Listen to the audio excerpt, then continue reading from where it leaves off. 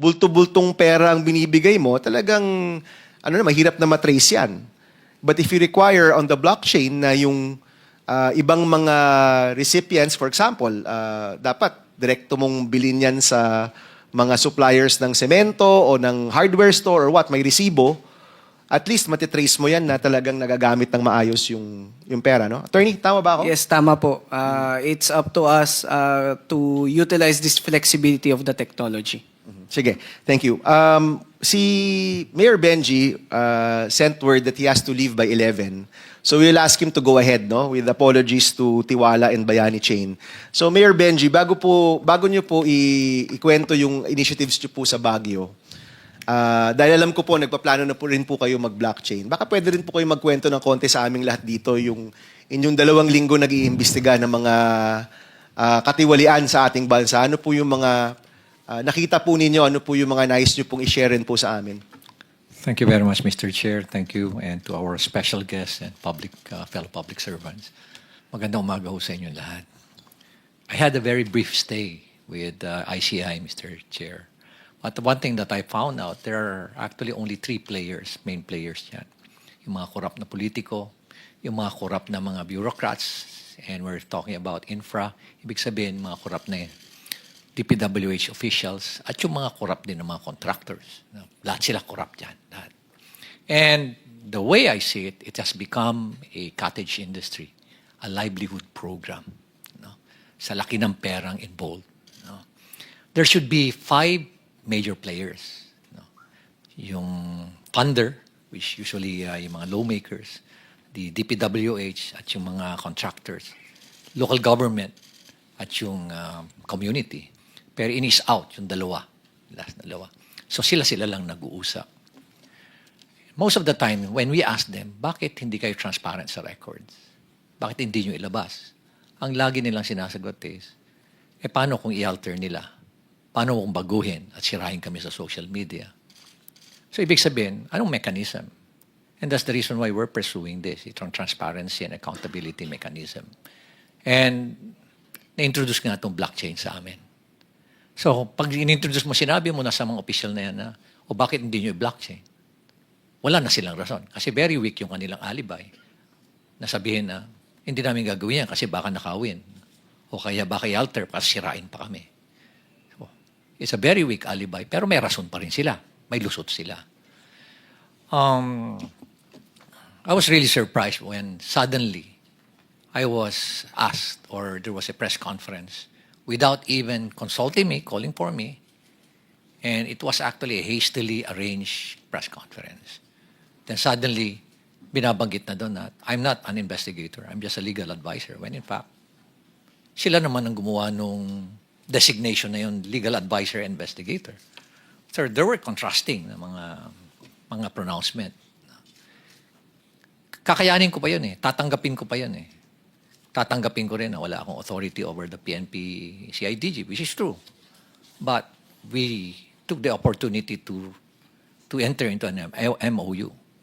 Nakipag-MOU kami to our initiative. Nag-MOU kami with PNP, with forthcoming yung sa NBI, with civil engineers, with IBP, mga lawyers. Ang dami mga volunteers. Even with structural engineers, meron din with watch group with M4GG. Para at least everybody, it's a whole of the nation approach. Kasi nga overwhelming. One thing that I found out is, I anticipated that it's widespread. But the level, the depth, and the magnitude is really overwhelming. That hindi mo kakayanin ng 1 taon, 2 taon to investigate because it's in thousands of cases. Sabi ko nga, it became a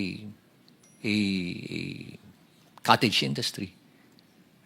Sa isang probinsya nga lang, sabi mo, isipin mo mga 50 ghost projects, 40 ghost projects. O kaya undocumented na mga projects, umaabot sa 9,000. Sa isang probinsya pa lang yan. Paano pa kaya sa ibang probinsya? At ang isang ng mga nakikita namin doon is, why is it na ang lumalabas sa NEP for a particular district, 1-point-something million lang ang hinihingi mo. I have the records. Or 2.5 lang sa President's budget. Then suddenly, pagkalabas dun sa GA, bakit umabot na ng mga 21 billion? And nakita namin na talagang prevalent yung doon, yung mga ghost and substandard projects sa lugar na yun. So what was the intention? No? Hindi naman tayo tanga. Nangyayari dito lumalabas na tanga ang Pilipino, kaya pabayaan mo na lang sila. Hindi na nila mapapansin yan. Nakakainsulto isipin. Nakakainsulto. Okay. Balikan ko uli yung press con na yan. Nilabas. And then, suddenly, tinabi na may conflict naman ako, being the mayor, and at the same time, being a member of the ICI. By the way, I'm not a member of the commission. I'm not a commissioner there. In fact, sila nga yung gumawa ng workaround nun na legal advisor investigator. Pero inis out na ako doon eh. Tinanggal na nila lahat. And then suddenly, here comes a below the belt naman na accusation na dahil merong project si Diskaya doon at maanumalyang tennis court. Sobra na yan. Yun na hindi ko matake. Di ba? Parang pinapalabas mo pa na korap ako. Yan na, mag-aaway na tayo dyan. Ano? Sa unang-una, sabihin ko nga, kung bulok ba ako, lalabanan ko yung mga very powerful na tao dyan. Diba? You have to make sure that you have the moral ascendancy bago mo labanan yung mga tao. Otherwise, masisira ka din. So nonetheless, I think I struck a nerve. No? I don't like to, expound further. But I believe I struck a nerve or several nerves na they panic at kaya ganun ngayon nangyari. So, I would like to end yung aking experience dyan sa ICI. But one thing that I can say is that there's no transparency. There's no transparency whatsoever. Nakita namin yan ni Secretary Vince. Tinago lahat. No? And they are just so comfortable doing it. They're not afraid. Imagine, hindi man lang nila naisip na paano ang taong bayan. Nakakainsulto pa. At ito nga, lately nga, sinabi pa na yung involved na congressman dyan, si Saldico, he did not abandon it. It was a sacrifice. My God! Nagdakaw ka ng bayan, kasi sasabihin mo, it was a sacrifice on your part. And it's not an abandonment. Ganyan na ba kababa yung standard natin sa Kongreso, Mr. Chair? Ganyan na ba tayo kawalang hiya ngayon? Manhid, di ba? Napaka callousness, hypocrisy. At nakakainsulto sa mentalidad natin Pilipino. So from there, Mr. Chair, please allow me to read my position paper on why we're pursuing this blockchain initiative. Go ahead. This will just take about 5 minutes, Mr. Chair. Thank you for inviting me to share my perspective as a local chief executive and as someone who has consistently advocated for transparency, accountability, and integrity in public service. The core of our initiative is simple. The entire country has been in the public eye, nationally and globally, in another corruption scandal. And I would like to emphasize the word another, paulit-ulit, because it reflects how often we find ourselves repeating this painful cycle and how deeply rooted corruption is in our country today. It's structural, it's systemic, it's highly syndicated and well-organized, Mr. Chair.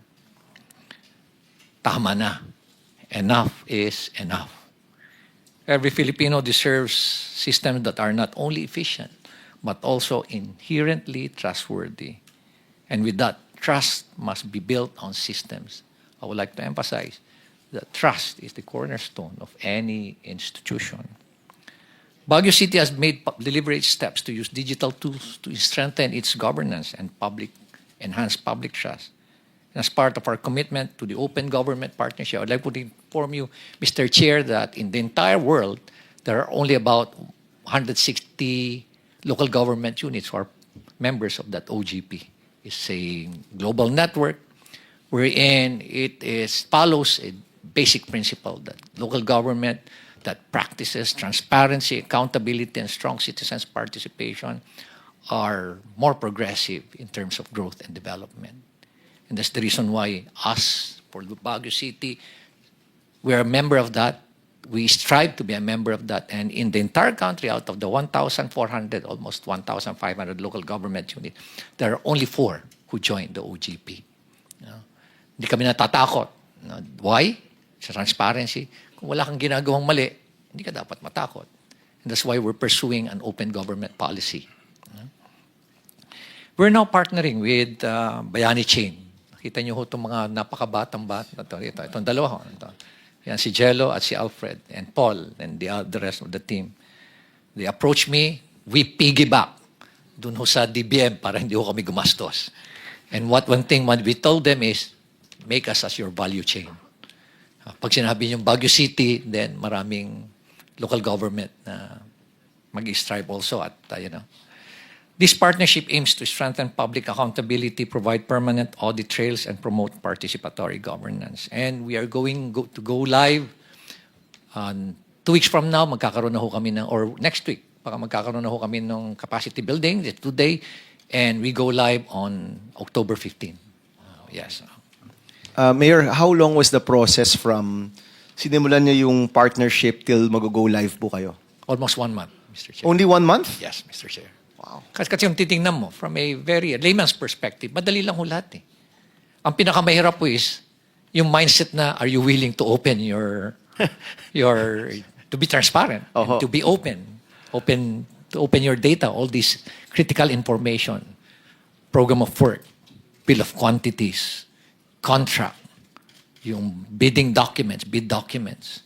Yung mga yan, yung mga critical na mga designs, yung binanggit nyo kanina. Technical plans, are you willing to open it up? Us in the city of Baguio, we're very much willing. With their platform, we will work on digitally recording infrastructure documents, procurement records, and the city's ordinance for permanent traceability and auditability. So lahat, Mr. Secretary, as long as it does not violate the Data Privacy Act, we're going to open it.